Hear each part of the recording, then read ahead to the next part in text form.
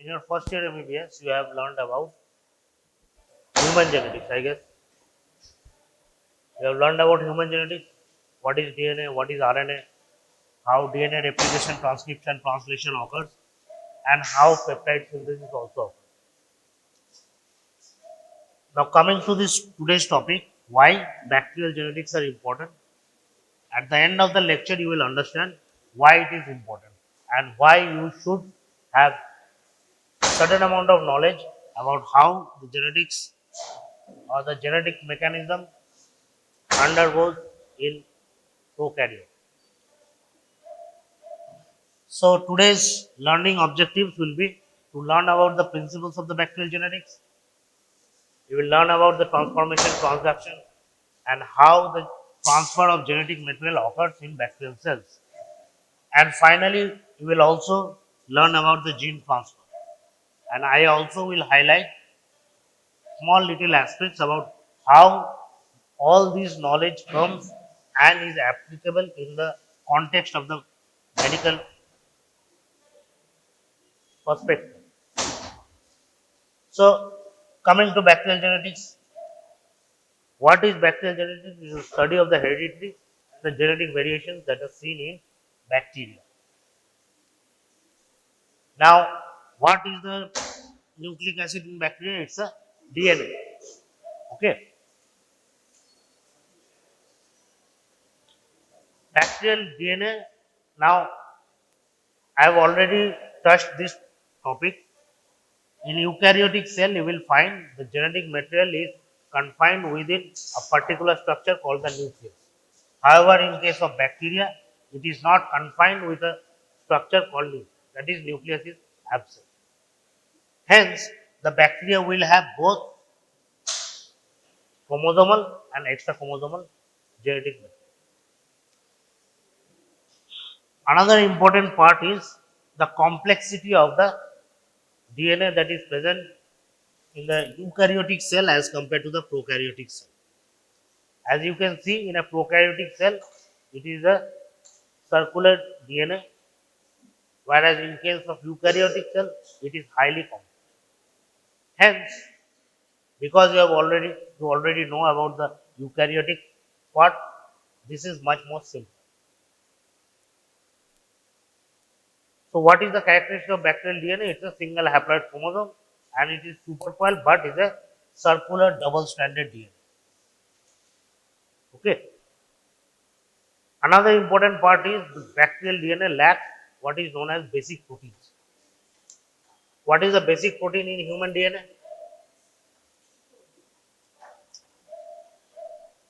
And there are no nuclear membrane or nucleolus. Now coming to DNA, you already know the structure of DNA according to the Watson and Crick model. It's a superhelix structure. I think you all know this. Can you decipher what is shown in this picture? What is shown in this diagram? In eukaryote. So in eukaryotic replication, one is the leading strand, one is the lagging strand. Okay. But when we look at bacterial replication, it is slightly different. This is the circular DNA. The replication starts from this point, one from this, one from this. Slowly and steadily, there are two copies of the. It occurs in bidirectional. But in case of eukaryote, there are multiple points of replication. Over here, it is single. Okay. This is commonly seen in all bacteria. Now, one important part is when the bacterium is dividing, this is how replication occurs. Why I am saying this? Because there are other parts. This is known as the rolling circle mechanism. Now, what is the importance of rolling circle mechanism? First part is it is seen in what is known as bacterial conjugation. This rolling circle mechanism is also seen in viruses, but we will not be talking about that in today's class. Now, please remember the important part, this is the bacterial conjugation. Now, what actually happens is this is the double stranded bacterial DNA. Then the replication starts. One strand is nicked, and on that strand, the replication starts. It goes in a circular manner so that a single strand is formed, and that single strand is again converted into double strand. So we actually get two copies of a circular DNA. Just try to understand the difference. Why? Because this is how during conjugation plasmids are copied. What are plasmids? Plasmids are extracellular, extra non there is no nucleus, extra chromosomal genetic material. They are small in size and they are also circular. Okay. Having understood that, now I think you all know these enzyme helicases, polymerases, topoisomerase. I think you are acquainted with.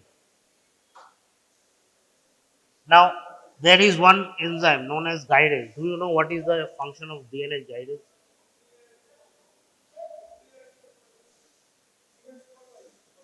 Yes, topoisomerase in eukaryotes. In bacterium, it is DNA guidance. Because it is absent in eukaryotes, it becomes a potential target of antimicrobial agent. Can you name any? Can you name any antimicrobial drug? Quinolone, fluoroquinolone. Okay. Now, this is the central dogma. What is the central dogma? From DNA, we get RNA. And from RNA, we get polypeptides. Polypeptides means protein. All the functioning units in a bacterial cell is made up of protein. So, for each and every protein, there is a particular RNA. And for that, we have a specific segment of DNA. Now, what are the types of bacterial RNA? Very simple, you know all these things. The mRNA, tRNA and rRNA. mRNA is the messenger. You all know this. Peptide synthesis. Now, what is a gene? Gene is a particular segment of DNA which stores the information. And from that segment of the DNA comes the messenger RNA, which is translated into peptides. So, the genetic information stored is in the DNA that is transcribed to RNA, which is translated to polypeptide. So, to do that, what we need is first is transcription, then translation. There are particular segments which are known as codons. Sense codons, missense codon, anticodon, similar to eukaryote. Now coming to transcription, transcription is the process by which the DNA is copied into RNA. Specifically mRNA, then comes translation. The translation means this mRNA which has been transcribed will now be translated into polypeptide chain. During this process, there is a need of both tRNA and rRNA. The process of translation goes through four processes, that is the initiation, elongation, translocation and termination. The initiation part is by the start codon, then the tRNA will slowly present the polypeptide according to the mRNA chain, after which the polypeptide chain will be elongated till the stop codon comes. When the stop codon comes, there is termination of the chain. After that, this polypeptide chain will get modulated into what is known by either into beta pleated sheet or alpha helix. That is the three-dimensional form of the polypeptide. That is the functional part of the polypeptide. So, single polypeptide chain is basically non-functional. Until and unless the polypeptide chain converts into its original three-dimensional conformation, it will not be active. Okay. Now, next come to the important question: what is plasmid? I have already said it is a extra chromosomal genetic material. It may be present singly or in multiple. A single bacterium may have multiple plasmids. Even up to 40 plasmids per cell have been seen. What is important part is the plasmids are capable of replicating independently. When I say replicating independently, what do I try to mean? What am I trying to mean? So when does the chromosomal DNA replicate? During cell division. At other point of time, it will transcribe to form polypeptide. But this plasmid, they can replicate on their own. And this has a very important role to play because this plasmid may have genes for certain proteins which can inactivate antimicrobials, thus leading to antimicrobial resistance. And if this plasmid is shared from one bacterium to the other, there will be spread of antimicrobial resistance. Understood? Have you understood or not? What I'm trying to say? See, every genetic material codes for certain protein. Suppose in this plasmid there is particular protein which is capable of inactivating say any antibiotic, and this plasmid goes on replicating. And if it is transferred from one bacterium to other, what will happen? The same resistance genetic material will be transferred to all bacteria. They will start producing that specific protein which is capable of inactivating antimicrobial agents. Thus, we will observe spread of antimicrobial resistance from one particular bacteria to the other. Now, the plasmid, when it integrates within the chromosomal DNA, then we call it as episome. Normally, it is extra chromosome. But sometimes, because of replication and various methods of genetic transfer that I'll be coming later, it can integrate within the chromosomal DNA of the bacteria. Then we call it as episome. Similarly, if the plasmid is eliminated from the bacteria, we call that process as curing. It is eliminated. It can happen naturally or it can be induced. There are various methods of induction like radiation, time starvation and both at higher temperature. Why is it induced? Because these are of particular research interest. Genetic material can be transferred from one organism to the other with the help of the plasmid. Normally it happens in nature, it can also be induced. Okay. So when it is released, it is called as, the process is known as curing. Now plasmids can be classified. First part of the classification is based on conjugation. So conjugative plasmids are the plasmids that are involved in the process of conjugation. And the plasmids which are not involved in conjugation are called non-conjugative plasmids. I'll come to conjugation later. Another way we can classify is based on the compatibility. Some plasmids are compatible. That means they can be easily up. The uptake of these plasmids are very easy and quick for some bacteria. And if it is incompatible, that means these plasmids can be lost if it is not uptaken. Again, the plasmids can be classified based on the function. Okay. First was based on whether it is participating in the conjugation or not, conjugative, non-conjugative. Then whether it is compatible or incompatible. And finally based on function. So what are the functions? There are many functions. Plasmids can contribute to many activities. But we are concerned on the main. First is the F plasmid, R for resistance, all plasmids, virulence plasmid and metabolic plasmid. Virulence plasmid means it will end up producing certain peptides which increases the virulence of the organ. And another part is metabolic plasmids. The importance of metabolic plasmids is when you will be learning about antibiotics, you will come across many antibiotics which inhibit certain metabolic process. Okay. Some bacteria may circumvent that process by an alternative metabolic process.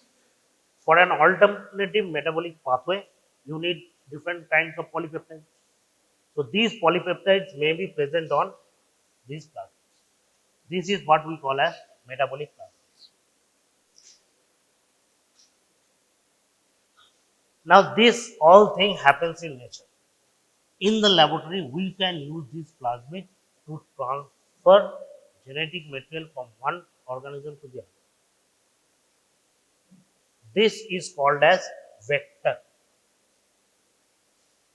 Normally, you have heard about vector-borne disease like malaria, dengue, filaria. So, what is a vector over there? It's a insect which transfers the parasite or the infective pathogen from one human body to the other. Similarly, over here, vector would be a vehicle which can transfer genetic material from one organism to the other. So, plasmid is a very good vector because it can transfer DNA and hence it is used in the laboratory. And that process is known as genetic engineering. Why genetic? Because we are dealing with genetic material and engineering means we are making changes in the laboratory. This is called as genetic engineering. Where is it used? Because DNA can produce proteins, it can be used to produce for protein, either vaccine or even in what is now known as gene therapy. Recently, a trial about gene therapy was conducted. Go and read about it. There are many human diseases in which, because of genetic abnormalities, certain polypeptides are missing in that human body, resulting in the disease.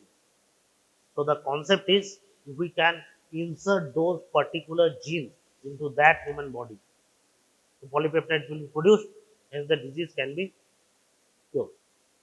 This is gene therapy. Now, coming to the topic that is genetic transfer in bacteria. Genetic transfer of bacteria leads to what is known as mutation. Mutation is a constant process. It is constantly changing. And this change can be transferred either horizontally or vertically. When I say horizontally, that means in the same lineage. And when I say vertically, into the offspring of the or the further progeny of the bacteria. The mutation is a random and unidirected heritable cause. Naturally occurring mutation has a frequency of 10 to the power minus 2 to 10 to the power minus 10. Now I think you have learned about this thing. There are spontaneous mutations and induced mutations. Spontaneous are naturally occurring. Induced mutations will be by physical or chemical agents like UV rays and other chemicals like 5-bromoUS. Okay. Almost similar to that of eukaryotic mutation. Again, the mutation may be lethal or it may not be expressed. When I say may not be expressed, what do I mean? There is a change in the genetic code. However, that code is not represented in the polypeptide. So, phenotypically, we cannot observe the mutation. Similarly, if the mutation is such that bacteria fails to live, it will die, then also we can miss the mutation. However, the mutation is very well appreciated if it involves the function. Okay. You have studied about lactose operon. So, what is the basic function over there? It is lactose metabolism. If it is changes, the bacteria will not be able to utilize lactose. That we can observe in the laboratory. That is well appreciated. The mutations can change many factors like sensitivity to bacteria. What are bacteriophages? These are viruses which are capable of infecting bacteria. Bacteria have their own defense mechanism against the virus. So, it may make the bacterium more susceptible or less susceptible. It may make the bacterium lose extracellular appendages like capsule or flagella. If it loses the flagella, it will lose the motility. If it loses the capsule, it may become avirulent. That means the virulence will get reduced. Or phenotypic characters like colony morphology and pigment productions may be altered. Again, depending on the types, it can be small scale and large scale mutations. There are many types of mutations. I think you are acquainted with these types of mutations like silent mutations, missense, nonsense mutation. We have read about all these things. So, after mutations, there can be other things known as the frame sheet, reverse mutation, and true reversion. Now, true reversion means, see, initially a bacteria might have a wild type of gene. After mutation, there is a mutant gene. It may stay over there or it can revert back. Sometimes the reversion is exact to the wild state. Sometimes it is not. But the polypeptide change. Polypeptide change is static, but the genetic code may or may not be same. If it is same, then we call true reversion. Otherwise, we call it as equivalent reversion.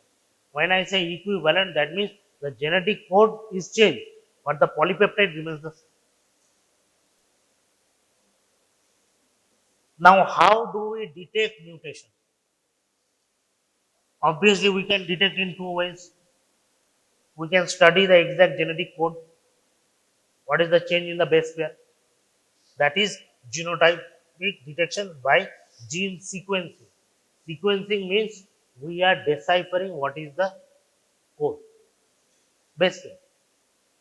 Other things that we can do is phenotypic methods. There are many methods.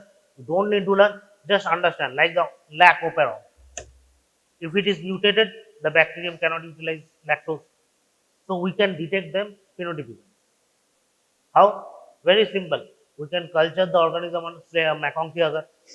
If some bacteria utilizes lactose, it will be pink in color. If it fails to utilize lactose, it will be transparent in color. So, a E. coli, which normally utilizes lactose, will show pink color in McConkey agar. After mutation, if it fails to show the pink color, that means it is mutated. Understood?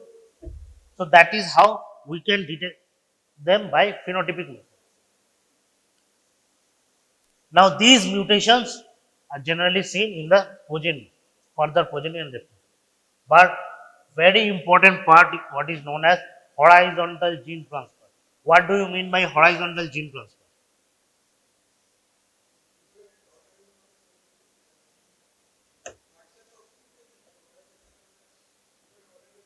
Anybody else? Horizontal. Horizontal means we are not talking about the progeny. It is a transfer of genetic material from one bacterium to the other in the existing cell, not in the propagative method. There are four methods of horizontal gene transfer. First is transformation, transduction, lysogenic conversion, and finally conjugation.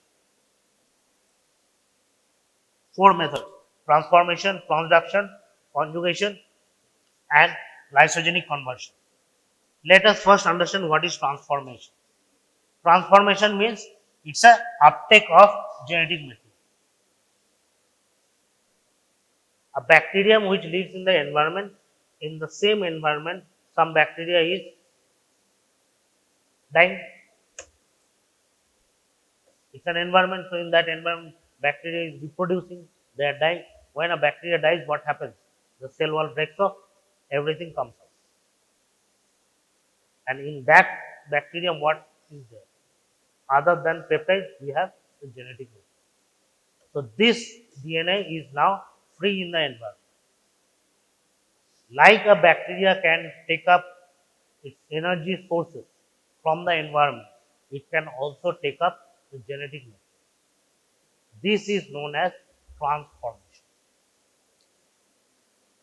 Transformation have been studied in many bacteria. One of the most common bacteria on which transformation was studied is by the Griffith experiment in Streptococcus. Among, although the process is very simple, it is not very frequent. Why? Because the genetic material that is available in the environment may or may not be compatible to the bacteria. If it is compatible, it will be easily uptaken. If it is non-compatible, its uptake will be seen only within that species. Okay, this is the process of uptake. This is the bacteria, and suppose this is the nucleic acid that is free in the environment. The bacteria detects the nucleic acid, it attaches on the cell membrane. Then, after attachment, the initial nucleotides are broken down, and a particular segment or the sequence is taken. This particular segment will ultimately integrate within the chromosome of the bacteria. This, I told you about the Griffith experiment. What is the Griffith experiment? Very simple. Streptococcus pneumoniae is a gram-positive cocci, one of the very important cause of pneumonia. This bacterium has a capsule. This capsule is the one of the virulent factors, important virulent factor causing invasive disease. So in the mice model, what was studied was when the bacteria with the capsule, that is the wild strain of the bacteria, is injected in the mouse, what will happen? The mouse will get the disease and the mouse dies. But when the bacteria which has been treated so that it loses the capsule, the bacteria is live, but it has lost its capsule. When that modified bacteria is injected in the mouse, there is no disease. That means the mouse remains healthy. Similarly, when the bacteria is killed, the capsule is not removed, but the bacteria is killed and injected within the mouse lives. But finally, it was shown that when the non-capsulated variant of the bacterium is mixed with the killed bacteria and injected within the mice. So, what is actually happening? Exactly. How this occurs? Just try to understand.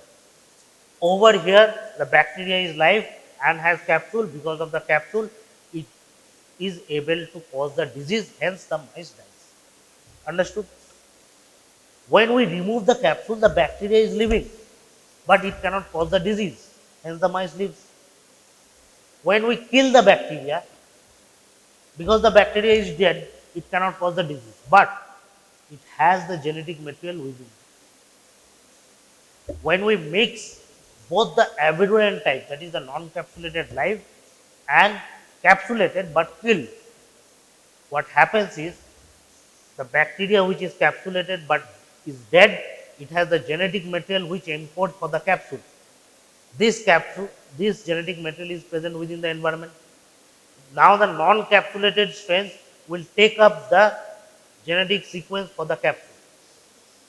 This genetic material gets inserted within the chromosomal DNA of the non-capsulated variant of the bacteria. After which the progeny of these bacteria will now be able to form capsules. Hence, when that happens, there is disease and the mice dies. Understood? So, this is the Griffith experiment. This was all about transformation. Transformation is one of the many reasons of transfer of antibacterial resistance. Like, for example, I have told how the capsule is transferred. Similarly, any polypeptide which is able to break down antibiotic can also be transferred. This commonly happens what is known as in biofilm. In a biofilm, there will be numerous types of bacteria. One bacteria might have certain resistance mechanism against antibiotics. When that bacterium dies, that genetic material can be transferred by transformation to other species.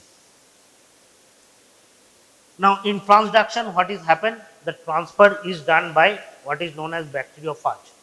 The bacteriophage is a virus which is capable of infecting the bacteria. When it infects, what happens? The genetic material of the virus gets inside the bacterial cell. After which it may have what is known as the lytic cycle, or it may have what is known as the lysogenic cycle. So what is the difference between lytic and lysogenic cycle? Just try to understand over here. The phage gets attached with the bacterium and enters. The outer polyprotein material is not important. What is more important is the genetic material of the virus which enters within the bacterial cell. This genetic material may get impregnated within the bacterial chromosome and may remain silent. So whenever the bacterium divides, now this particular viral DNA will get propagated as the bacterium propagates. This is known as the lysogenic cycle. However, more commonly what is seen after introduction of the viral genetic material, the bacterial chromosome is degraded and the virus utilizes the bacterial mechanism to replicate its own genetic material to form smaller forms of virus. That is, the virus is replicated. After a certain point, the bacteria dies and all the viruses are reduced. This is known as the lytic cycle. The lysogenic cycle, in which the viral genetic material gets attached within the bacterial chromosome, it may persist there for a long period of time. Eventually, it will come out of the chromosome and undergo the same lytic cycle. Okay, but because it stays there for a long time, what is actually happening? A foreign genetic material gets implanted. It will have its own effect.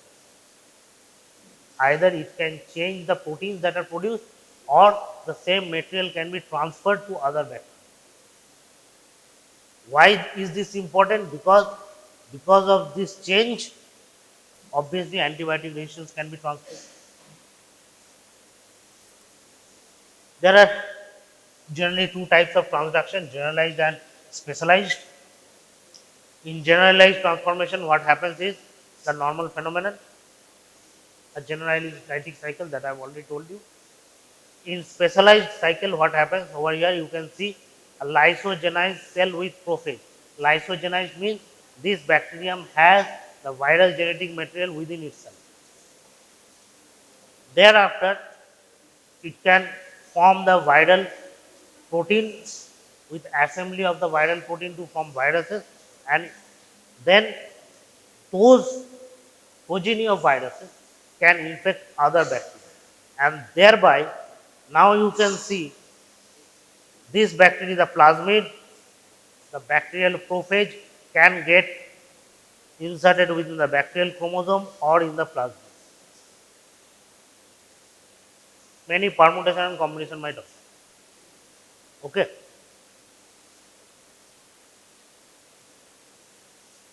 Most important, drug resistance. In our context, the most important part of transduction is drug resistance. And in genetic engineering, transduction is used to shift genetic material for treatment of inborn metabolic disorders. You have read about inborn metabolic disorders in first year.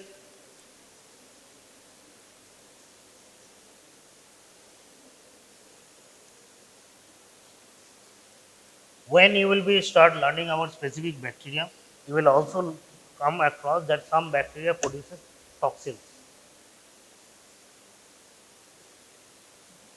Vibrio cholerae produces cholera toxin.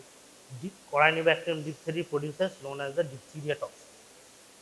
Now these toxins, the genetic material of these toxins are transmitted and transferred by phage coated virus. So these toxins are called as phage coated toxins. Some examples include diphtheria toxin, cholera toxin, verocytotoxin, and streptococcus pyogenes. Last part of the horizontal gene transfer is conjugation. So conjugation means there is mating or physical contact with two bacteria.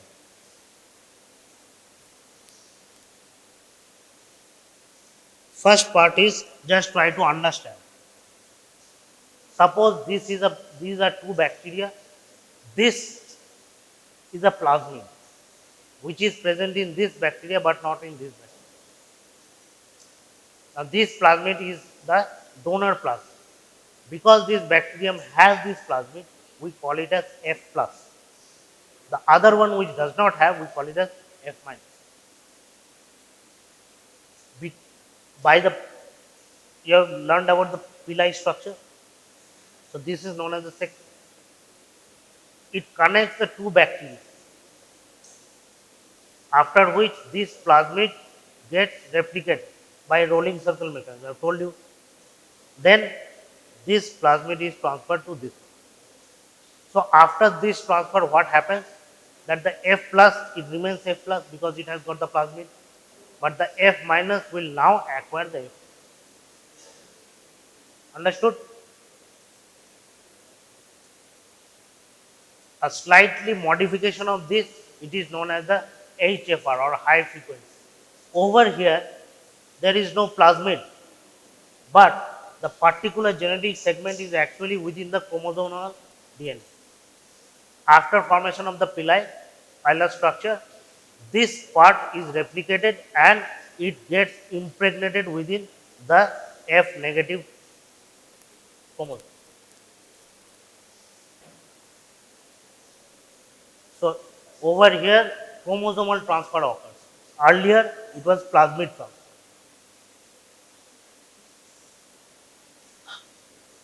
Another is F prime and F negative.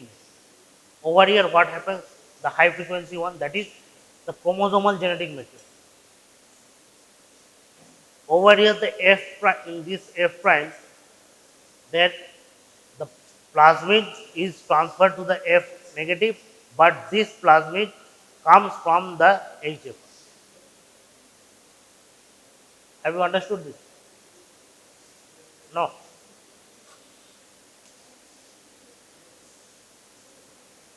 This is only transfer of plasmid. F plus and F minus. The high frequency conjugation is where the chromosomal DNA is transferred, and after the transfer, the recipient bacterium will also have chromosome. But over here, F prime means from the high frequency, this chromosomal DNA now has both chromosomal and the plasmid. And from this plasmid, it is transferred to the F negative. This particular bacterium, which has the genetic material both in the chromosome and in the plasmid, is known as F prime. So after conjugation, both will become F prime. If you have understood these three processes, then you will realize that because of conjugation, we can get transfer of plasmid, we can get chromosomal transfer, and we can also get plasmid and chromosomal transfer, depending on the process. Another important part is the R factor. What is the R factor? It is the resistance factor. It has two components, resistance transfer factor and resistance determinant. Determinant part is the exact genetic code which codes for the polypeptide, whereas transfer factor helps in the transfer.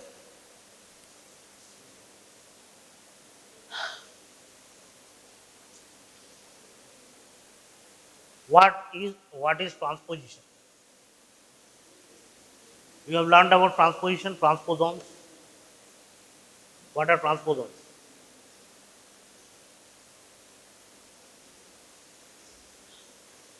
The transposons are elements of the bacterial gene that are capable of intracellular transfer.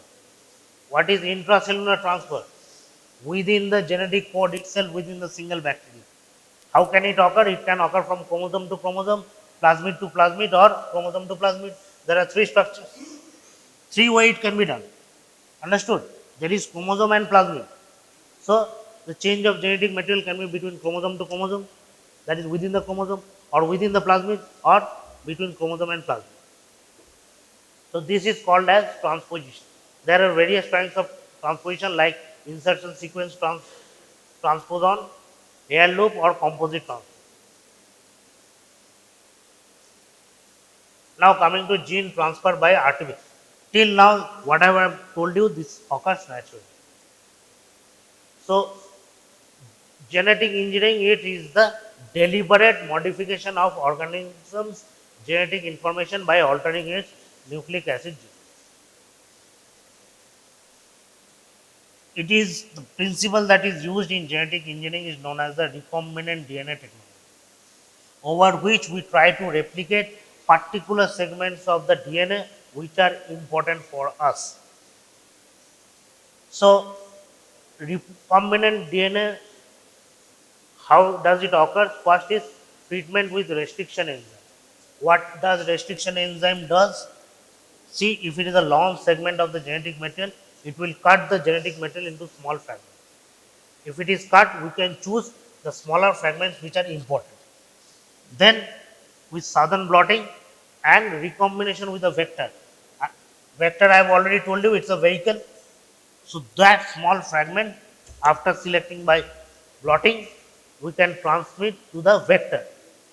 And now this vector can be used to introduce that genetic sequence within a bacteria. Then the bacteria may take it up or may not take it up. If it takes up, then we clone the bacteria to make similar type of bacteria in a huge number. What are the uses of genetic engineering? You have heard about vaccines. How many of you are vaccinated with hepatitis B? Hepatitis B vaccine have been taken by many. So what is the hepatitis B vaccine? It's a subunit vaccine. A particular peptide chain. Mass production of that vaccine is done by genetic engineering. A particular organism which is capable of producing peptides in huge number, its chromosome is impregnated with those peptide chains for hepatitis B. Then that protein is extracted and used as a vaccine. Other could be it is used to produce antigen in diagnostic kits. Right now we are using many diagnostic kits which are using antigens and antibodies. Antibodies can be produced artificially by what is known as the hybridoma technology, production of monoclonal antibodies. For antigens, we can use genetic engineering. Say, particular bacteria has a specific antigen for detection. We can take the genetic material for that antigen and replicate it to produce the antigen in large number. Then the diagnostic kit will be more specific and more sensitive. It could be used to produce proteins used in therapy. The biggest example would be insulin. Many people are diabetic. They are dependent on insulin. Insulin is a protein. It is produced by genetic engineering. Another part would be transgenic animals. For research purposes, we need to have controls. For controls, say, for example, based on the skin color, we need two mice. One will have natural skin color, other one will have no skin color. We call it as albino mice. I think you would have heard about it. So there will be particular genetic sequence which codes for the skin color in mice. Because of genetic engineering, we can delete that sequence. Hence, we achieve what is known as the albino mice. And final important part is gene therapy. Many diseases in human beings occur due to genetic mismatch. Many proteins may not be produced. Currently, the goal is to introduce those particular genetic material within the patient's body so that his body can produce the polypeptide and overcome the disease. This is known as gene therapy. So, what is the importance of genetic engineering over here? First is production of vaccines. Second, antigens for diagnostic tests. Third, it will be proteins for therapy. Then, for transgenic animals used in research work. And finally, for gene therapy. I have told you that plasmid is a type of vector. There are many other types of vectors that are also used. They can be bacteriophages, they can be plasmids, and there can be artificial chromosomes. Last part is blotting technique. Blotting technique is a way of selecting out the particular genetic sequence. I am not going to the details of the blotting technique, just try to understand. There are many blotting techniques. Southern blotting is used to detect DNA, northern blotting is used to detect RNA, western blotting is used to detect protein. Sometimes you'll be asked in your questions. It's very used to remember. Just remember snowdrop. Snowdrop. Snow means southern, S for snow, S for southern blotting, D for DNA. N northern blotting, RN. Remove the O, western blotting, protein. It's a mnemonic that I have used to remember. Okay. Just remember the southern, northern, and western. Southern for DNA, northern for RNA, and western for protein.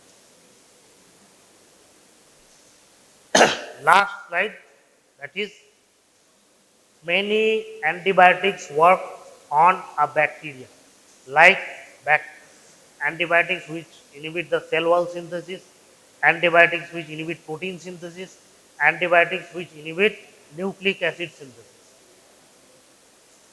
Among them, quinolones which act on DNA gyrase, rifampicin which acts on DNA polymerase. This is why understanding of bacterial genetics is important. I have already told you sulfonamide and trimethoprim, they inhibit a particular metabolic pathway. The bacteria overcome this by an alternative metabolic pathway. These alternative metabolic pathways are also transferred by this bacterial genetics.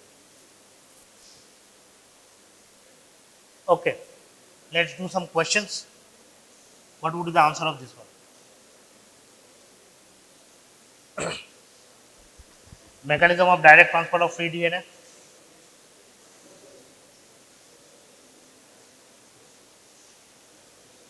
Next, plasmids have the following functions except transposition, conjugation, resistance, virulence. Virulence, transposition, conjugation, resistance, virulence.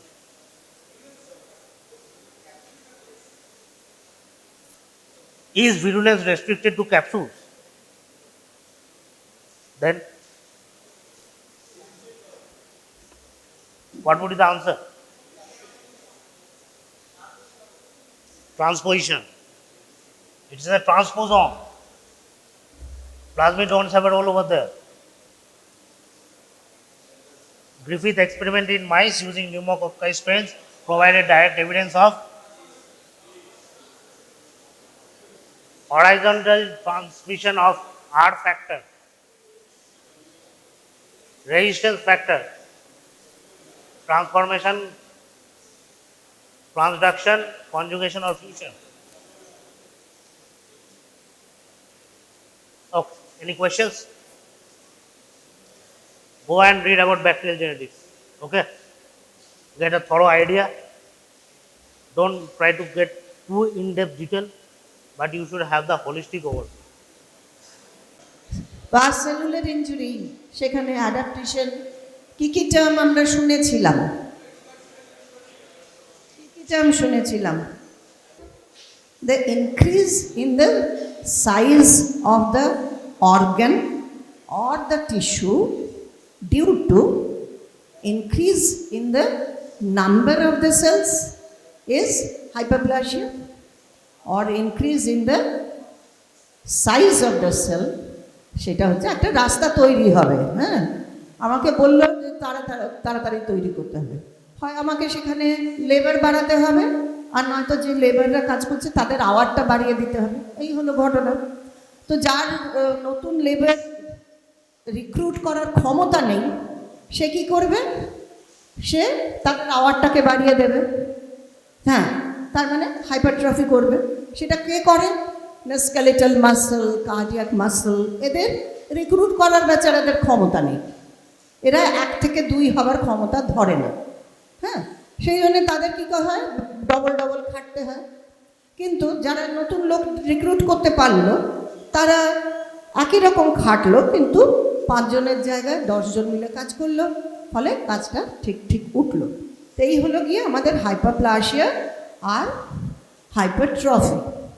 তো তার সঙ্গে মেটাপ্লাসিয়াটা আমি এখনই ঢুকছি না, মেটাপ্লাসিয়াটা একটু বেকার রাস্তায় চলে যাওয়া, তাই না?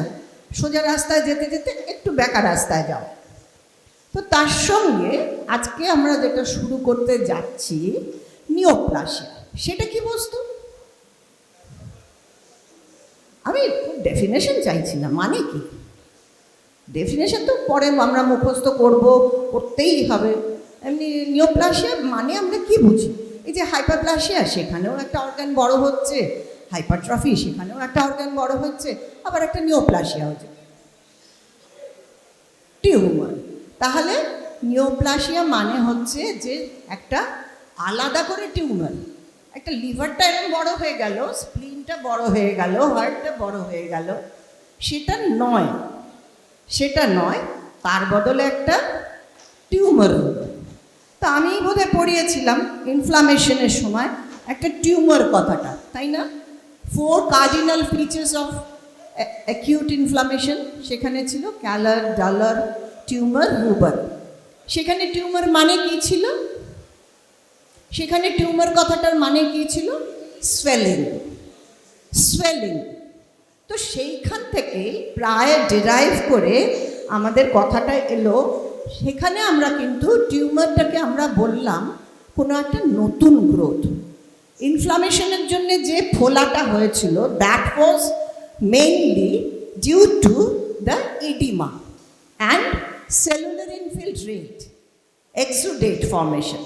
But here, in relation to the neoplasia, tumor means a new growth of cells. তাহলে আমার তো হাইপারপ্লাসিয়াতেও নিউ গ্রোথ অফ সেলস হয়েছিল, এখানেও হচ্ছে, তফাৎটা কি? আর আর কি তফাৎ? Hyperplasia or hypertrophy is a reversible condition.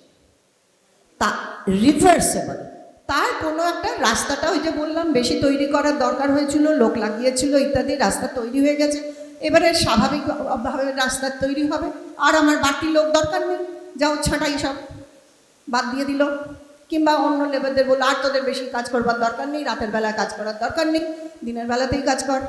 তাহলে this is a reversible condition. Who are the reversible conditions? The hyperplasia or the hypertrophy. মানে সেখানে যে সেলুলার চেঞ্জেস যেগুলো হয়েছিল তারা আবার রিভার্ট ব্যাক করবে যদি তাদের বাড়ের জন্যে যে স্টিমুলাস ছিল সেই স্টিমুলাসটাকে আমি অফ করে নিই, তাহলে সে আবার রিভার্ট ব্যাক করবে। কিন্তু নিওপ্লাসিয়ার বেলায় কিন্তু সেটা হলো না। সেলগুলো বাড়লো ঠিকই, কোনো একটা স্টিমুলেশনের জন্য বাড়লো, কিন্তু সেই স্টিমুলেশনটাকে আমি অফ করে দিলাম, কিন্তু সে আর পূর্বাবস্থায় ফিরে গেল না। So it is irreversible condition.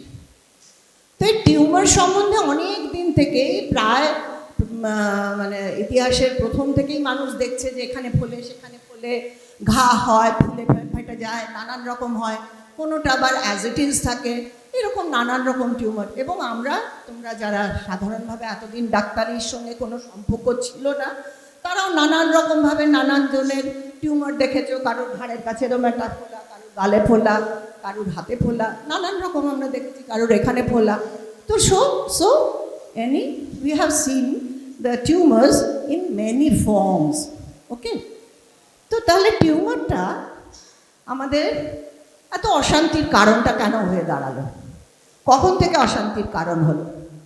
না, সেই টিউমার যদি মানুষটাকে মারে, যদি ইফ ইট বিকামস ফেটাল, তাহলেই আমাদের অশান্তির কারণ। নয়তো একটা ফোলা আছে, কি আছে, বাড়তি কি আছে, কেউ গায়ে করে না। যে কারণে কোলয়েড গয়টার, দেখবে এত বড় বড় কোলয়েড গয়টার হয়, as it is not malignant tumour, পেশেন্টরা গায়ে করে না, আছে আছে ফুলেছে গিয়েছে, এরকম একটা ব্যাপার। So as the malignant tumors, it kills the patient, it is fatal. So, we the doctors, we the scientists are concerned about it and we have to know in detail. Now, it is very difficult to define neoplasia. এর নানান রকম এদিক ওদিক সেদিক definition হয়েছে, কিন্তু এখনো পর্যন্ত আমরা আমাদের আন্ডারগ্রাজুয়েট স্টুডেন্টদের কাছে সাবস্ট্যান্সিয়ালি আমরা জানতে চাই ডেফিনেশন, মানে উইলিসের দেওয়া ডেফিনেশন। যে কোনো জিনিসের ডেফিনেশন মানেটা কি বলতো, সেই পুরো ঘটনাটা কিন্তু তাতে ব্যাখ্যা করা থাকবে। যেমন ধরো ইডিমার ডেফিনেশন, শকের ডেফিনেশন, সিরোসিস অফ লিভারের ডেফিনেশন, এগুলো যখন ডেফিনেশন আছে, এই সমস্ত এই অ্যাট্রফি, হাইপারপ্লাসিয়া, হ্যানাতানা, এদেরও ডেফিনেশন আছে। ডেফিনেশন যখন আমরা বলি তখন সেটা কিন্তু it almost describes the whole thing in that particular topic. So now we are going to discuss it. Now definition by Willis. I will not read it out. এক এক করে এক একজন read it. Red check shirt. Please read it out. Read out the definition of neoplasia loudly. A neoplasm is an abnormal mass of tissue, the growth of which exceeds and is uncoordinated with that of a normal tissue and persists in the same excessive manner after cessation of the stimuli which evoke the change. আরেকজন কেউ, anyone can volunteer? You yellow. Please read it out.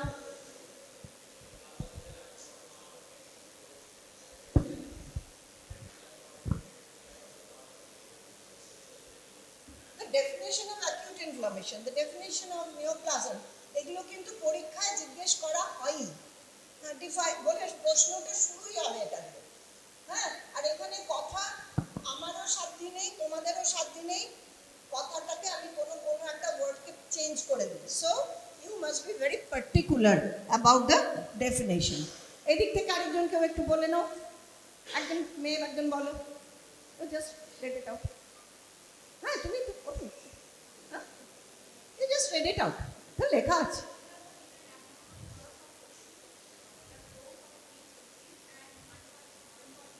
I'm just trying to emphasize the definition, okay? হ্যাঁ, তাহলে না, sit down please. Thank you all. Thank you. So what we mean by all these things, abnormal mass, যেটা আমার শরীর, একটা বাচ্চা তো এইটুকু থেকে আস্তে আস্তে বেড়ে উঠছে, তারও তো একটা গ্রোথ হচ্ছে, that is not abnormal. So it is an abnormal mass which is growing in the body. হ্যাঁ, তাহলে abnormal mass of tissue, the growth of which exceeds and is uncoordinated with, মানে তার আশপাশের টিস্যু সঙ্গে তার গ্রোথের কোনো কোঅর্ডিনেশন নেই, সে অনেক বেশি রেটে বেড়ে যাচ্ছে। একটা বাচ্চা বড় হচ্ছে, তার হাতে একটা যদি কোনো অস্টিওমা হয় বা কিছু হয়, তার হাতটাও তো বাড়ছে, হাতের সাইজও বাড়ছে, কিন্তু অস্টিওমা যেটা আছে সেটা কিন্তু তার সঙ্গে রিলেটিভলি প্যারিটি রেখে বাড়ছে না, সে অনেক বেশি তাড়াতাড়ি বাড়ছে, তার সঙ্গে প্যারিটি থাকছে না, কোঅর্ডিনেটেড হচ্ছে না। So আনকোঅর্ডিনেটেড with that of normal tissue and persist in the same excessive manner, ওই যেটা আমি আগে বলেছিলাম, সে আর তার মানে তার আগের অবস্থায় কখনো ফিরে যাবে না। So remains in the same excessive or manner of the grows in the same excessive manner even after the cessation of the stimuli which has evoked the changes. Now neoplasia আমরা যখনই পড়ব is a genetic phenomenon, is a genetic event. একটা জিনে যদি না কোনো change হয় তাহলে তার এই অ্যাবনর্মালিটি, এই সেলের এই পাগলামি দেখা দেবে না। হ্যাঁ, যেমন কাজেই জিনের একটা কোনো প্রবলেম হলে তবেই গিয়ে সে অ্যাবনর্মালি বিহেভ করবে, তার একটা অ্যাবনর্মাল গ্রোথ হবে।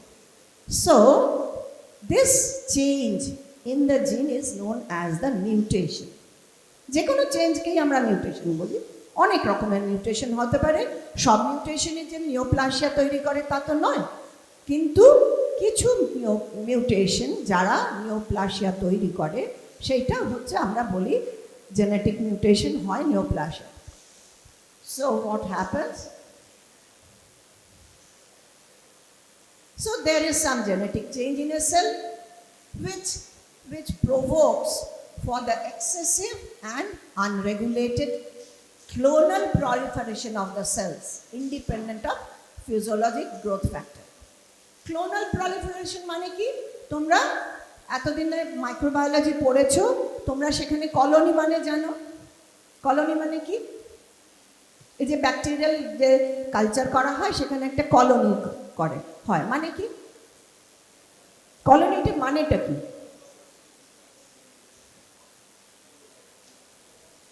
হ্যাঁ, ওখানটা হয় কি হয়, ঘটনাটা যেটা হয় সেখানে প্রথমে একটা ব্যাকটেরিয়া থাকে, সে দুটো হয়, চারটে হয়, আটটা হয় করে সেই একটা ব্যাকটেরিয়া থেকে সে অনেকগুলো ব্যাকটেরিয়া তৈরি করে, and that is their colony. So the colony starts from a single bacteria or single organism. Similarly, this malignant transformation also starts from a single cell. Only one cell gets the malignant transformation. So after that transformation, it proliferates uncoordinatedly and in excessive manner and forms a huge population of that mutated cells, and that is the tumor. Am I clear? Okay. So there must be some genetic change. This is the most important thing. There must be some genetic change in a cell to develop a neoplasia, and that provokes excessive and unregulated cell proliferation, giving rise to a tumor. Now some nomenclatures. When you will go through the whole chapter of the neoplasia, you will come across several nomenclatures. Okay? আচ্ছা, পিছনে তিনটে bench ভীষণ কিছু কাজে ব্যস্ত আছো। পিছনে তিনটে বেঞ্চের মধ্যে কোনো so there you will come across with many terms which may be new to you in the chapter of the neoplasia. Now we have told that tumor. What is tumor? It is related with inflammation. It means only the swelling due to the accumulation of the exudate, but in synonymous with the neoplasm or growth. Now the tumors may be benign or malignant. Now which are the benign tumors? যারা নাকি মারে না, non-fatal. If it remains untreated, it will not kill the patient. ও বড় হতে থাকবে, এত বড় হবে, কিন্তু সে পেশেন্টের মারবে না, পেশেন্টের মৃত্যু হবে না তার জন্য। আর ম্যালিগন্যান্ট কি না, তাকে যদি আমরা আনট্রিটেড ফেলে রাখি তাহলে সে কিছুদিনের মধ্যেই সেই পেশেন্টকে মেরে ফেলবে। So it is fatal. So this is the main difference between the benign and the malignant tumors. And malignant tumors are loosely or broadly known as the cancers. যে কোনো ম্যালিগন্যান্ট টিউমারকেই আমরা সবাই বলি ক্যান্সার হয়েছে, ব্লাড ক্যান্সার হয়েছে, lung cancer হয়েছে, brain cancer হয়েছে, এরকম বলে থাকি, স্কিন ক্যান্সার হয়েছে, সমস্ত ম্যালিগন্যান্ট টিউমারকেই আমরা ক্যান্সার বলে থাকি। Now what is oncology? The study of the tumors is known as the oncology. Now I have told about the clonal proliferation. The entire population of the neoplastic cell usually arises from a single cell, just like the bacterial colony. So it is a clonal proliferation of the cells. Next is another term is the parenchyma. What we do mean by parenchyma? Parenchyma মানে হচ্ছে একটা কোনো অর্গানের যে component functional unit যেটা তারাই হচ্ছে parenchymal sell. মানে যেমন ধরো ব্রেস্টে তার ডাক্টাল সেল, তার অ্যাসিনার সেল, এরা হচ্ছে প্যারেনকাইমাল সেল। কিন্তু তাকে সাপোর্ট দিয়ে আছে যেসব ফাইব্রাস টিস্যু, ফ্যাটি টিস্যু, তারা হচ্ছে স্ট্রোমা। তাহলে যে কোনো একটা অর্গানের মধ্যে আমার কিছু প্যারেনকাইমাল সেল থাকে, কিছু স্ট্রোমা থাকে। যেমন একটা লিভারে hepatocytes are the parenchymal cells, and the fibrous tissue in the portal tract or in the lamellae, all these are the stroma. So we will again and again come with these terms, that is the parenchyma and the stroma. And what is desmoplasia? Desmoplasia is a condition when there is excessive proliferation of the stroma due to as a reaction to any malignant tumor.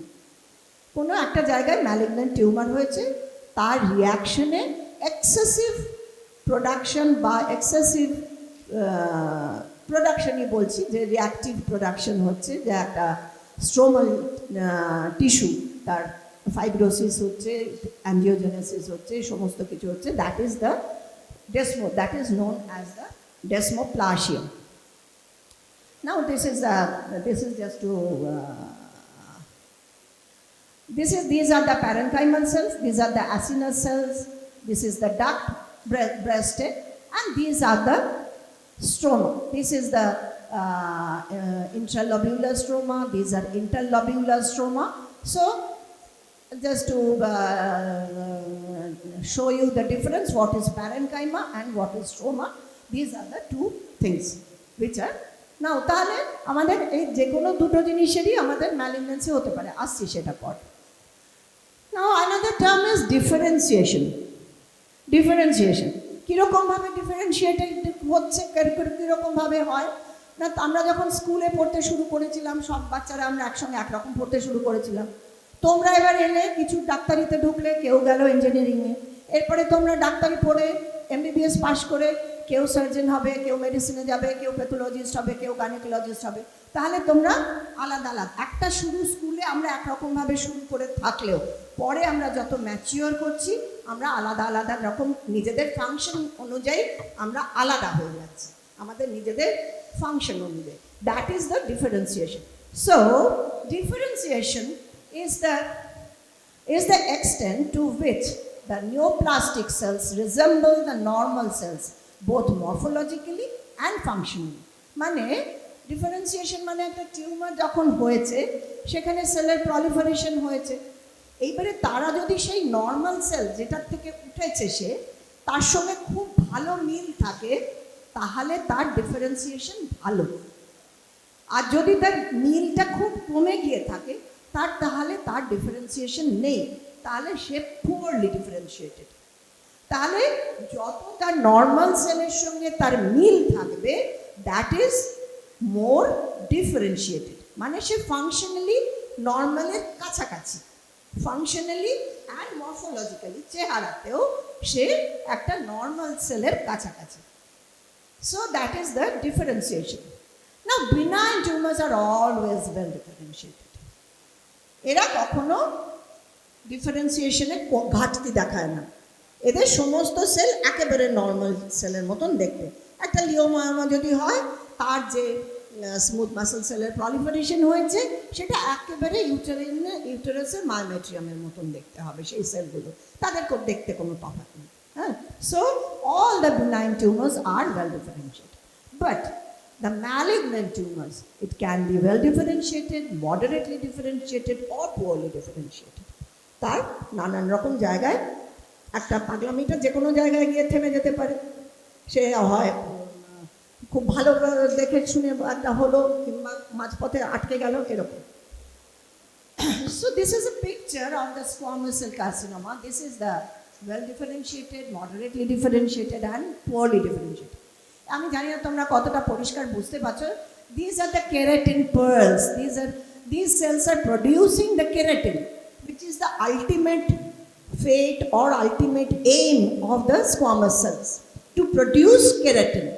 So look at here, that cells can or the cells are producing keratin, which are in whorls. So it is a well differentiated squamous cell carcinoma. Here there is some form of formation of keratin, very small amount of keratin are there, but not much like that. So it is moderately differentiated. And here you look, there is no similarity with the squamous cells here. They look so different, so angry looking, so bad looking cells, and so they are known as the poorly differentiated squamous cell carcinoma. So that is mainly the differentiation. Another term is the anaplasia. আমি কিন্তু এখানে এখনো টেক্সটে কিছু পড়াচ্ছি না, আমি just কতগুলো নমেনক্লেচার তোমাদের এক্সপ্লেন করে যাচ্ছি সেগুলোর মানে কি, কেননা আমরা যখনই এরপরে কথা বলবো এইগুলোকে বলে বলে বলবো, কাজে কাজে এই টার্মগুলোর মানে যদি না জানো তোমার সেই কথাটা তখন বুঝতে অসুবিধা হবে। So another term is anaplasia. Anaplasia মানে হচ্ছে কমপ্লিট ল্যাক অফ ডিফারেন্সিয়েশন, মানে পুয়ারলি ডিফারেন্সিয়েটেড। সেখানে আমরা কি বলি, poorly differentiated tumour, the cells are anaplastic. The cells are anaplastic মানে তার কোনো রকম ডিফারেন্সিয়েশন নেই। So anaplasia means the complete lack of differentiation. Another is the pleomorphism. Morphism মানে আমরা জানি চেহারা, প্লিও মানে নানান রকম। প্লিও মানে মনো মানে একরকম, আর প্লিও মানে নানান রকম। তাহলে কি হয় না, ক্যান্সার সেলস দে আর প্লিওমরফিক, মানে এক একটা সেল এক এক রকম মানে স্কোয়ামাস সেলই, তারা সবাই স্কোয়ামাস সেল, কিন্তু সবাই একরকম দেখতে না, কেউ একটু বড় কেউ একটু ছোট, কারোর নিউক্লিয়াস একটু বড় কারোর নিউক্লিয়াস একটু ছোট, এরকম। So there is variation in the size of the cell or the nuclei, and both in the chromatia of the nucleus. মানে নিউক্লিয়াসের রঙেরও এপাশ ওপাশ হবে, সেলের সাইজের এপাশ ওপাশ হবে। So they are not similar in their appearance. So it is the pleomorphism, variation in the size and shape in the terms of both cells and nuclei. Now, so we can derive that the pleomorphism is directly related with anaplasia. মানে যার প্লিওমরফিজম যত বেশি তার অ্যানাপ্লাসিয়া তত বেশি, তাই না? বা যে যত বেশি অ্যানাপ্লাস্টিক তার সেলের প্লিওমরফিজমও তত বেশি। So it is directly related, but indirectly related with differentiation. Differentiation হলো মানে তার প্লিওমরফিজম কম হবে, প্লিওমরফিজম কম হবে, অ্যানাপ্লাসিয়া থাকবে না। So these are directly related or indirectly related. Now the well differentiated tumors have least pleomorphism and anaplasia, obviously, and the poorly differentiated tumors have the maximum pleomorphism and anaplasia. ঠিক আছে, এই পর্যন্ত বুঝতে কিছু অসুবিধা নেই আশা করি। Next, classification and nomenclature of neoplasia. Classification and nomenclature of the neoplasia. Now, for the benign tumors, we use some terms, and for the malignant tumors, we use something else. The suffix "oma" to the cell of origin is used for the benign tumors. For the benign tumors, যে কোনো benign "oma" বললেই হয়ে গেল একটা benign tumor, হলো? তাহলে কীরকম benign টিউমারে আমরা এই যে নাম কতগুলো দিয়ে রেখেছি নিচে, পরে আবার ক্লাসিফিকেশনে যখন যাব, ডিটেলে যখন যাব আরও নামগুলো দেখতে পাবো। প্যাপিলোমা মানে প্যাপিলারি ফিগার আছে, যেরকম একটা বিনাইন টিউমার প্যাপিলা ফর্ম করেছে, এরকম এরকম আঙুলের মতন ফিঙ্গার লাইক প্রজেকশনস আছে, প্যাপিলা বলে তাদের। সেই প্যাপিলা দিয়ে তৈরি হয়েছে যে টিউমারটা, বাট উইচ ইজ বিনাইন, তাকে আমরা বলবো প্যাপিলোমা। হ্যাঁ, এটা একটা ভাইরাল ওয়ার্ড, খুব কমন এক্সাম্পল অ্যাডেনোমা, হ্যাঁ, লাইপোমা ফ্যাটি টিস্যু থেকে তৈরি হয়েছে, লিপিড কন্টেনিং সেলস থেকে, osteoma. So this are the all the omas are benign tumors. Okay, but everything has some exception. সবেরই একটা কিছু এক্সেপশন না থাকলে তো এক্সেপশন প্রুভস দ্য রুল, তাই না, সবসময়। So what are the exceptions here? Here the exceptions are lymphoma, melanoma and seminoma. Though they have the suffix of only "oma", but These three are malignant tumors. They are not benign tumors. Lymphoma is the malignant tumor of the lymphocytes. Melanoma is the malignant tumor of the melanocytes. And seminoma is the malignant tumor of the testis. Next is so this is the nomenclature for the benign tumors. And what about the malignant tumors? I have shown you the picture of parenchyma and the stroma. তার মানে যে কোনো একটা অর্গানে আমাদের কিছু parenchymal tissue থাকে, কিছু stromal tissue থাকে। এবারে যে কোনো জিনিসেরই ম্যালিগন্যান্সি হতে পারে, স্ট্রোমাল টিস্যুটারও ম্যালিগন্যান্সি হতে পারে, আবার প্যারেনকাইমাল টিস্যুটারও ম্যালিগন্যান্সি হতে পারে। তাহলে সেইখানে কিন্তু আমাদের আলাদা হয়ে যাচ্ছে। কিভাবে আলাদা হচ্ছে? The arising from the epithelial tumours যখন হচ্ছে তখন আমরা তাকে বলছি carcinoma. Epithelial tumor, malignant epithelial tumors are known as carcinoma. लिखे ना, malignant epithelial tumors are known as carcinoma. Okay, and malignant mesenchymal tumors are known as sarcoma. তাহলে যে কোনো এপিথেলিয়াল টিস্যু থেকে যদি ম্যালিগন্যান্সি হয় তাকে আমরা তার সঙ্গে আর কি নাম জুড়বে সেটা অন্য কথা, কিন্তু সেটা হবে কার্সিনোমা। আর যে কোনো মেসেনকাইমাল টিউমার থেকে যদি ম্যালিগন্যান্সি হয় সেটা হবে সার্কোমা। এবারে কোন টিস্যুর সঙ্গে কোন টিস্যু থেকে হয়েছে সেই অনুযায়ী তার নামটা ভ্যারি করে যাবে। Okay, so this are the carcinoma and sarcoma, like the squamous cell carcinoma, adenocarcinoma, renal cell carcinoma. হ্যাঁ, অ্যাডেনোকার্সিনোমা মানে যারা গ্ল্যান্ড থেকে হয়েছে, স্কোয়ামাস সেল থেকে হলে squamous cell carcinoma, renal cell থেকে হলে ক্লিয়ার সেল থেকে হলে রেনাল সেল কার্সিনোমা। আর মেসেনকাইমাল টিস্যু থেকে হলে যেমন ওইখানে লাইপোমা বলেছিলাম আমরা, এটা লাইপোসার্কোমা। ওখানে বলেছিলাম অস্টিওমা, এটা অস্টিওসার্কোমা। তেমনি ফাইব্রাস টিস্যু থেকে হলে fibrosarcoma. So this is the main theme of the nomenclature of the neoplastic tumors. Now it is the list of the mesenchymal tumors with their names. I don't think that you have to remember or to এটাকে মুখস্থ করার দরকার নেই, খুবই সোজা। এদিকে আমাদের tissue of origin, যেমন ফাইব্রাস টিস্যু, তার বিনাইন টিউমার হচ্ছে ফাইব্রোমা, ম্যালিগন্যান্ট টিউমার ফাইব্রোসার্কোমা। ওই যে বলছি সার্কোমাটুকু শুধু পিছনে অ্যাড করে দিতে হবে। ফ্যাটি টিস্যু, লাইপোমেটাস টিস্যু হচ্ছে লাইপোমা, লাইপোসার্কোমা। কন্ড্রয়েড টিস্যু কন্ড্রোমা, কন্ড্রোসার্কোমা। বোন অস্টিয়য়েড তৈরি করে বলে অস্টিওমা, অস্টিওসার্কোমা, লাইক দ্যাট। এবারে ব্লাড ভেসেলের বেলা হচ্ছে হিম্যাঞ্জিওমা, অ্যাঞ্জিওসার্কোমা। এখানে কিন্তু একটু নামটা পাল্টালো। আর লিমফ্যাটিক্স, লিম্ফোসাইট নয় কিন্তু, এটা লিমফ্যাটিক, মানে লিম্ফ চ্যানেলের যেগুলো লিমফ্যাটিক্সের যদি হয় তাহলে lymphangioma and lymphangiosarcoma. So these are the different types of the nomenclature of the tumors, malignant tumors or both. So, and coming to the epithelial tumors, tissue of origin, gland, hole adenoma, adenocarcinoma, stratified squamous epithelium থেকে squamous papilloma, squamous cell carcinoma, transitional epithelium of the urothelium, that is the transitional cell papilloma or transitional cell carcinoma TCC. Renal tubular epithelium থেকে হলে renal tubular adenoma, renal cell carcinoma. Hepatic tissue থেকে hepatoma and hepatocellular carcinoma. So this is the main theme of the nomenclature of the different tumors. Now, features of malignant tumor. একটা malignant tumor যে হয়েছে তার কি feature হবে। এবার একটা malignant tumour যখন হচ্ছে তার নানান রকমের গল্পটা শুরু হবে, তার কিছু ইতিহাস থাকবে।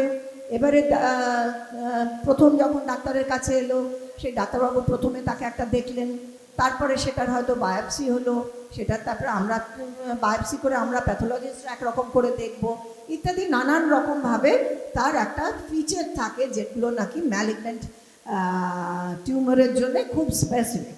So we will discuss the features of the malignant tumors under these 5 headings. Okay. Now, history. Most of the malignant tumors are very rapidly growing tumors. They are uncoordinated, they have uncoordinated growth. তাদের কেউ থামাতে পারছে না, তাদের কোনো control নেই। আমাদের যে সমস্ত টিউমার সাপ্রেসর জিন আছে বা তাদের মাইটোসিসকে কন্ট্রোল করে যেসব জিনগুলো, তারা সব হার মেনে গেছে, তারা কেউ কন্ট্রোল করতে পারছে না, তারা দুমদুম দুমদুম করে তারা প্রলিফারেট করে যাচ্ছে। So the rate of growth is very high in case mostly in most of the malignant tumors in relation to the benign tumors. Benign tumors have rather slower rate of growth. Okay, so usually, and this is very dangerous. Usually painless to start with. Most of the malignant tumors are painless to start with. যদি ব্যথা থাকতো তাহলে আমাদের সমস্ত malignant টিউমারের পেশেন্টরা আরও অনেক আগে ডাক্তারের কাছে আসতো। তোমরা জানো কি না জানি, মানে তোমাদের এই ধারণা আছে কি না আমি জানি না, ডাক্তারের কাছে যে মানুষ আসে তার 80% আসে তার কোথাও না কোথাও ব্যথার জন্য। ব্যথাটাকেই মানুষ প্রথম গুরুত্ব দেয়। কোথাও ফোলা হয়েছে ভাবে না, কেটে ছড়ে গেছে, যদি না ব্যথা হয় তাহলে অত পাত্তা দেয় না। কিন্তু হাঁটুতে একটু ব্যথা হচ্ছে, ঘাড়ে একটু ব্যথা হচ্ছে, মাথায় একটু ব্যথা হচ্ছে, পেটে একটু ব্যথা হচ্ছে, ব্যথা হলেই মানুষ ডাক্তারের কাছে আগে আসে। So the patients coming to the doctor is most commonly due to some pain in the body. কাজেই যখন ম্যালিগন্যান্ট টিউমার, সে প্রথম দিকে সে পেইন তৈরিই হয় না, কাজেই সে চুপচাপ নিঃশব্দে বাড়তে থাকে পেশেন্টের শরীরে। And that is the most dangerous thing. অনেক লেট স্টেজ অবধি ম্যালিগন্যান্সির কোনো পেইন থাকে না, and may have non specific systemic may come with features of metastasis. মানে মেটাস্টেসিস পরে যখন পড়বে, ধরো কারুর একটা স্টমাকে ক্যান্সার হয়েছে, তার এইখানে সার্ভাইকাল সুপ্রাক্লাভিকুলার লিম্ফ নোডটা ফুললো। ও তো স্টমাকের ভেতরের ক্যান্সার দেখতে পাচ্ছে না, বুঝতেও পারছে না, হাত দিয়েও বুঝছে না, কিন্তু এইখানটা যেই ফুললো ও এসে প্রথম বলবে, ডাক্তারবাবু দেখুন আমার এইখানে না 1 মাস যাবত একটা ফুলেছে। এইটা একটা মানে এইটা হচ্ছে মেটাস্টেসিস নিয়ে সে প্রেজেন্ট করছে। কিংবা অন্য কোথাও হলো, তার হঠাৎ করে একটা বোনে মেটাস্টেসিস হয়েছে, বোনে ফ্র্যাকচার হয়ে গেল, প্যাথোলজিক্যাল ফ্র্যাকচার হয়ে গেল, সেইটা মেটাস্টেসিসের জন্য হলো, সে ফ্র্যাকচার নিয়ে এলো, সে কিন্তু জানলো না যে তার অন্য কোথাও একটা ক্যান্সার আছে। কেমন? So the patient may come with the feature of the metastasis or may come with some non specific systemic illness. এই যেমন এখনই গ্যাস্ট্রিক ক্যান্সারের উদাহরণ দিলাম। গ্যাস্ট্রিক ক্যান্সার হয়েছে, তখনও ধরো মেটাস্টেসিস হয়নি, কিন্তু তার দেখবে একটা অ্যানিমিয়া হয়েছে, কারণ ওখানে সারাক্ষণ ব্লিড করছে, সেই আলসারটা ব্লিড করছে, তার একটা মাইক্রোসিটিক হাইপোক্রোমিক অ্যানিমিয়া হচ্ছে, তার অ্যানোরেক্সিয়া হচ্ছে, খাচ্ছে না, রোগা হয়ে যাচ্ছে। This are very non specific systemic symptoms, not directly related with the tumour. টিউমারটা যে তুমি দেখতে পেয়ে সিমটমগুলো প্রডিউস করছে তা না, কিন্তু সে সিস্টেমিক এফেক্ট তার তৈরি করছে। And the patient may come for that only, for that systemic illness. Now next, তোমার কাছে এসে গেছে ক্লিনিক্যাল, ডাক্তারবাবুর কাছে এসে গেছে ক্লিনিক্যাল এক্সামিনেশন। এইবারে ঘটনা হচ্ছে যে যদি ক্লিনিক্যাল এক্সামিনেশন যদি বাইরের থেকে প্যালপেবল লাম্প হয়, মানে বাইরে থেকে আমি হাত দিয়ে ছুঁয়ে দেখতে পারি, তবেই আমি সেইটার ডেসক্রিপশন বলছি। যদি ভিতরে থাকে, যদি লাংসে থাকে, যদি স্টমাকে থাকে, যদি লিভারে থাকে, কিডনিতে থাকে, আমি তো বাইরে হাত দিয়ে কিছু বুঝতে পারবো না। তখন আমাকে কোনো না কোনো ইনভেস্টিগেশনে যেতে হবে। আইদার এক্সরে করতে হবে, কিংবা এমআরআই করতে হবে, সিটি করতে হবে, আলট্রাসাউন্ড করতে হবে। তাহলে এই ধরনের গিয়ে আমাদের যেগুলো ভেতরকার আমাদের অর্গানের ম্যালিগন্যান্সি বা টিউমার, সেগুলো বোঝার জন্যে আমাদের কোনো ইনভেস্টিগেশনের সাপোর্ট লাগবে। But for the surface tumours or palpable tumours আমরা কি পেতে পারি, সেইখানে আমরা কি দেখব না, usually the malignant tumors are very hard to feel, শক্ত, হ্যাঁ, ফার্ম নয়, বেশ হার্ড, হ্যাঁ, hard to feel and fixed. সে কেন, আমাদের ক্যান্সারের আরেকটা কি মানে বাংলার নাম কি, বা ক্যান্সার কথাটারও মানে কি?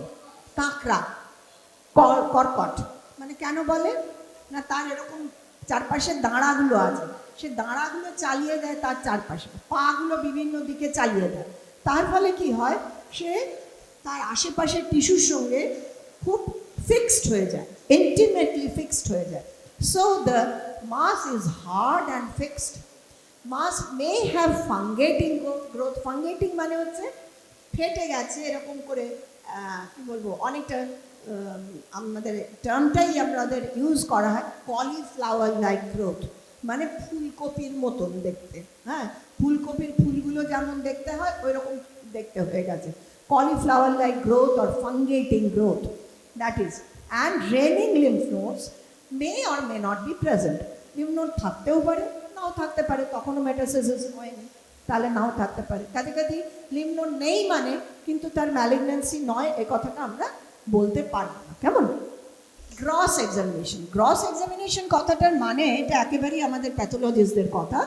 একটা বায়োপসি হয়ে যখন একটা টিস্যুকে কেটে আমাদের কাছে পাঠিয়ে দেওয়া হয়, একজন সার্জন কেটে পাঠিয়ে দিলেন, তখন আমরা সেটাকে খালি চোখে প্রথমে দেখি, তার থেকে টিস্যু, ছোট ছোট টুকরো টিস্যু কেটে নেওয়া হয়, তারপরে তার হিস্টোপ্যাথোলজিক্যাল এক্সামিনেশনের জন্য তাকে রেডি করা হয়। So the first examination in naked eye examination is known as the gross examination. Usually we find that the mass is friable. খুব বেশি সেল গ্রোথ হচ্ছে তো সেই জন্য সেটা খুব ফ্রায়াবল হয়, তার মানে অ্যাটাচমেন্টগুলো খুব ভালো থাকবে না। Capsule is absent and the cut surface is variegated, মানে কোথাও নেক্রোসিস হয়েছে, কোথাও হেমারেজ হয়েছে, এক একটা জায়গায় এক এক রকম দেখতে। So it is not smooth, it is not homogeneous, so it has a variegated appearance, it is friable, হাত দিলেই ভেঙে ভেঙে পড়ে যাচ্ছে, খসে খসে পড়ে যাচ্ছে, like that only. Now the microscopic, এরপরে এটা নিয়ে তো আমরা প্যাথোলজিস্টরা সব তৈরি করলাম, সময় স্লাইড তৈরি করলাম, করে এবারে দেখে আমরা নিদান দেব, হ্যাঁ, বিচারকের নিদান দেব যে এটা ম্যালিগন্যান্ট না ম্যালিগন্যান্ট নয়। হ্যাঁ, তা আমি যখন যেহেতু ম্যালিগন্যান্টটাকেই ডেসক্রাইব করতে যাচ্ছি, তাহলে ম্যালিগন্যান্সিরই আমরা কথাবার্তা বলছি না। There is loss of polarity. Polarity মানেটা কি, কীরকম পোলারিটি হয়? আমরা জানি যে একটা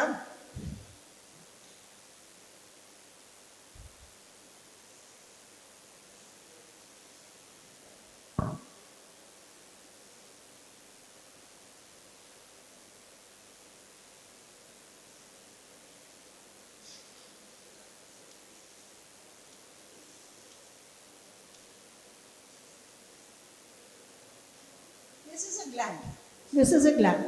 So the tall columnar cells, they stand on the basement membrane with the luminal side in towards the lumen of the gland or the duct.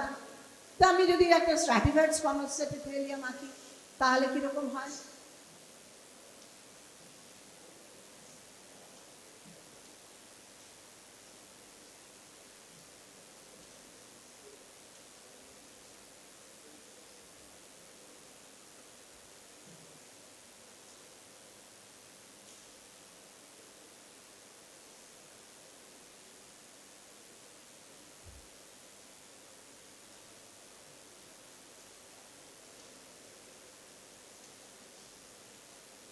So this is the normal polarity of the cells, either in the glands or in the squamous epithelium.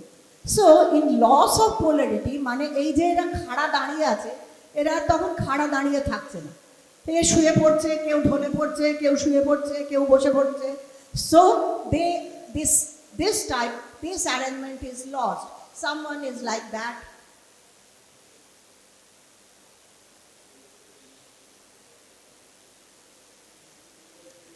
So the typical arrangement of the standing of the tall columnar epithelial cells on the basement membrane is lost.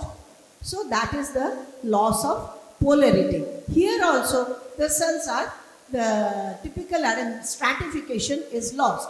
এটা কেন হয় আমরা দেখছি, পরে জানছি। সেই due to there is loss of polarity of the neoplastic cells, and in disorganized fashion normal architecture will be lost. Disorganise হয়ে যাবে। নেক্সট হচ্ছে তাহলে মাইক্রোস্কোপিক্যাল ফিচারে কি কি পেলে আমি ম্যালিগন্যান্ট বলবো, এটা হচ্ছে আমার তার লিস্ট। না, প্রথমত there will be loss of polarity, there will be invasion. Invasion কথাটার মানে কি না, আমরা এই যে স্কোয়ামাস এপিথেলিয়ামও দেখলাম, গ্ল্যান্ডুলার এপিথেলিয়ামও দেখলাম, they are bound by the basement membrane. They are bound by the basement membrane. The cells are restricted by the basement membrane. But if they pierce,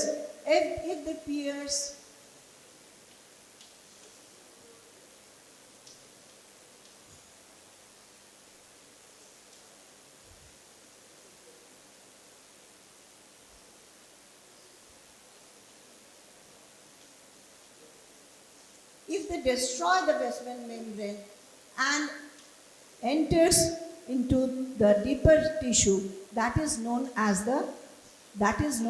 the invasion.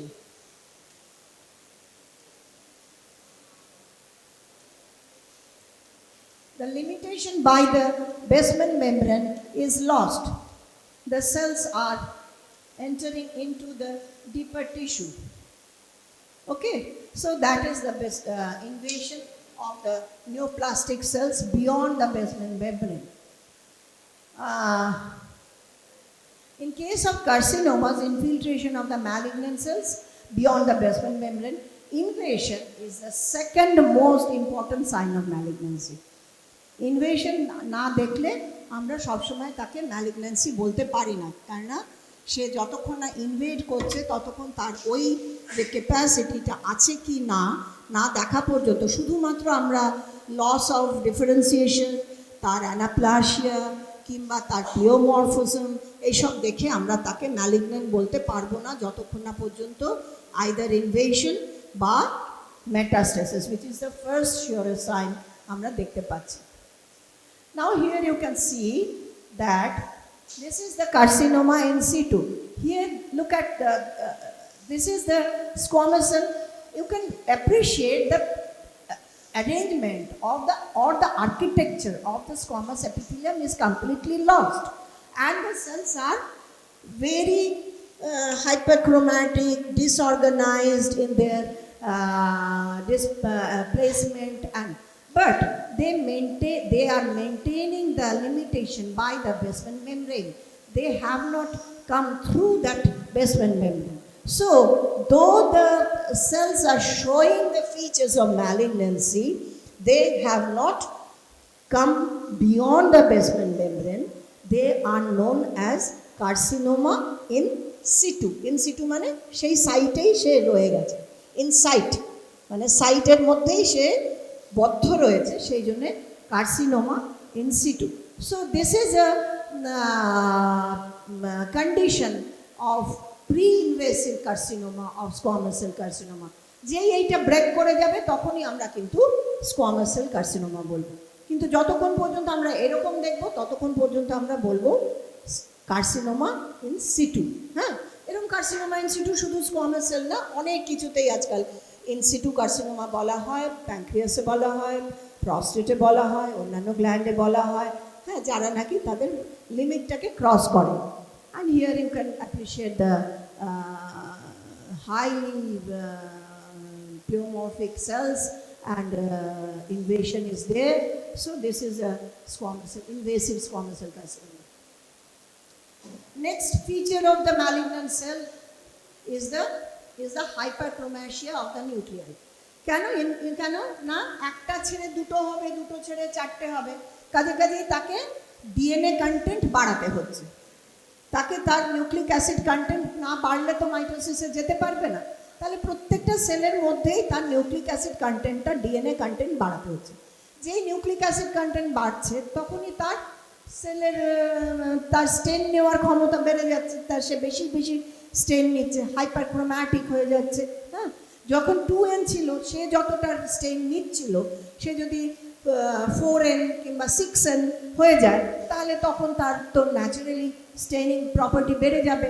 The staining of the nucleus due to increased content of the chromatin, larger size of the nuclei, there is high NC ratio even up to 1:1. Normal হচ্ছে 1:4 or 1:6, সেই জায়গায় প্রায় সমান সমান হয়ে যায়। Nuclear প্লিওমরফিজম, অনেকবার বললাম প্লিওমরফিজম মানে কি, variation in the shape and size, irregular nuclear membrane. So all these are the features of the malignant cells. Now coarse chromatin. Usually the chromatin is very thin and lacy, একটা তার নির্দিষ্ট pattern থাকে, কিন্তু বলছি না এর সবই তো অ্যাবনর্মাল, মানে সে নর্মালি কিছু করতে পারছে না, তো সেই জন্য সেখানে কোর্স ক্লাম্পড chromatin আর nucleoli is also prominent. As the cell frequently enters into the mitosis, the nucleoli will be prominent. Now there will be increased number of the mitosis as well as abnormal location and abnormal morphology.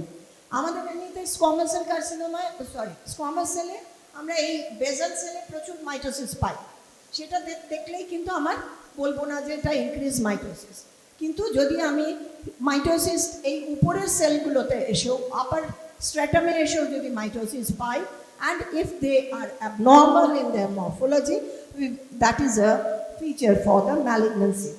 So the mitosis will be increased in number, in abnormal location or in abnormal morphology. এখানে দেখা একটা mitosis হচ্ছে, আমরা জানি এমনিতে spindle হয়, দুটো pole তৈরি হয়, এখানে দেখো ট্রাইপোলার হয়েছে, তিনটে লাইন হয়েছে।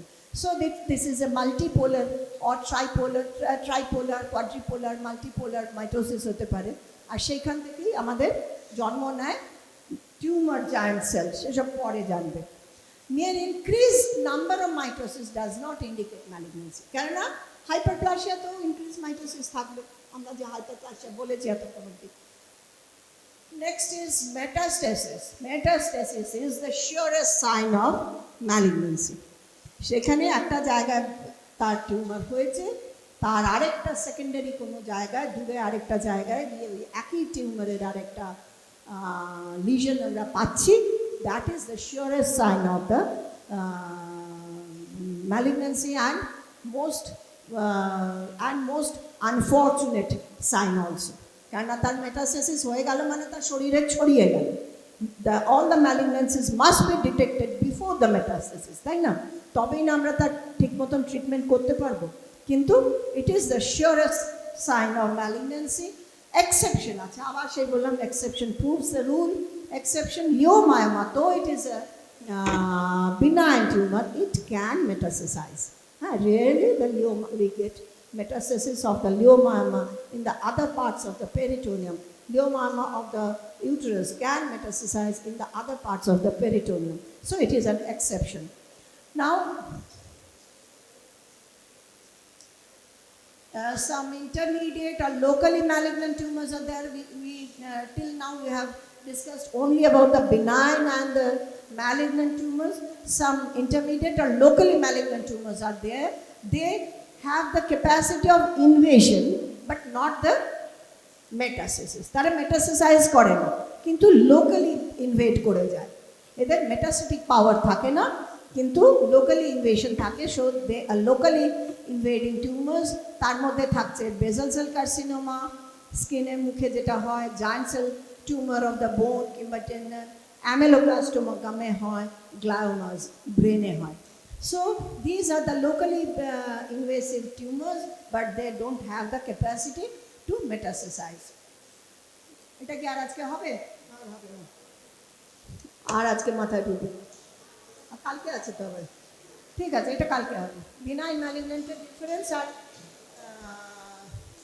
মেটাস্টাসিস, এই দুটো আমার আর বলবার আছে। ঠিক বুঝতে কিছু অসুবিধা হয়েছে? বা নিওপ্লাসিয়ার চ্যাপ্টারটা গল্পের মতন। আমার এক সময় নিওপ্লাসিয়ার যখন মানে কার্সিনোজেনেসিসটা যখন পড়ি, তখন আমার মনে হয় whether the individual cells have their individual brain also. তারা কেমন করে নিজেকে বাঁচাতে হবে, কেমন করে ইনভেড করতে হবে, কেমন করে কী করতে হবে, সব যেন তারা নিজেরা আগের থেকে বুঝতে পারে। কি অসম্ভব প্ল্যানিং তাদের নিজেদের মধ্যে। So it is a very interesting chapter, neoplasia, and also a difficult chapter. তো তোমাদের খুব যে এখান থেকে কঠিন কঠিন প্রশ্ন আসে তা আসে না, এই মোটামুটি ক্লাসিফিকেশন, নমেনক্লেচার বা difference between carcinoma, sarcoma, difference between benign malignant tumour, এরকমই আসে। হ্যাঁ।